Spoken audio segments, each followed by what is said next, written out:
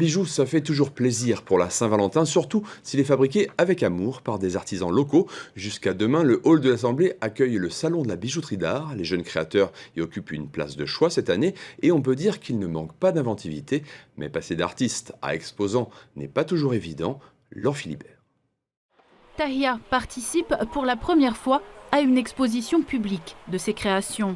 Artisane, elle a choisi cette voie par passion. C'est mon premier salon avec mon mari et moi qui sort du Centre des métiers d'art.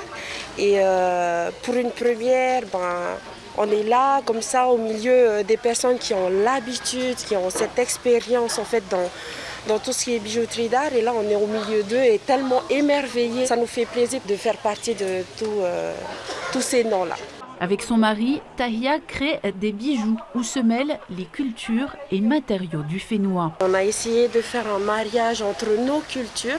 Et d'ailleurs, le résultat donne un beau mariage. Nous utilisons plusieurs matières premières, surtout les matières locales comme la nacre, la perle, la pierre fleurie de Ouapo. Étoile montante de la bijouterie d'art et de la création contemporaine, Here est une ancienne élève du Centre des métiers d'art.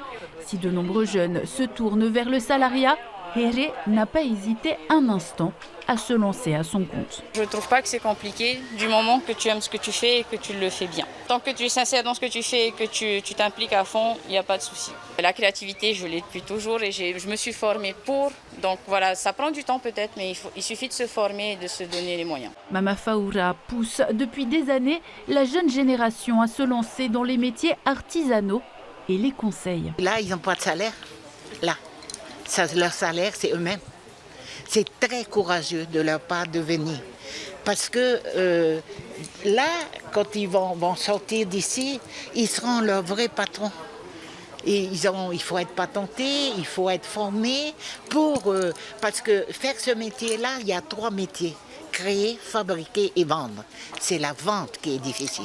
Vu qu'on est tout nouveau, grâce aux anciens, je dirais, aux doyens, on retient qu'il y a des techniques de vente, il y a une manière de se tenir devant les gens, il y a vraiment beaucoup de choses, des facteurs qui font que dans ce métier-là, il faut vraiment avoir cette expérience-là. Et grâce à eux, justement, on va améliorer pour les prochaines expositions. Valentine, Valentin et amateurs de bijoux, vous avez jusqu'à lundi après-midi pour découvrir les œuvres exposées dans le hall de l'Assemblée.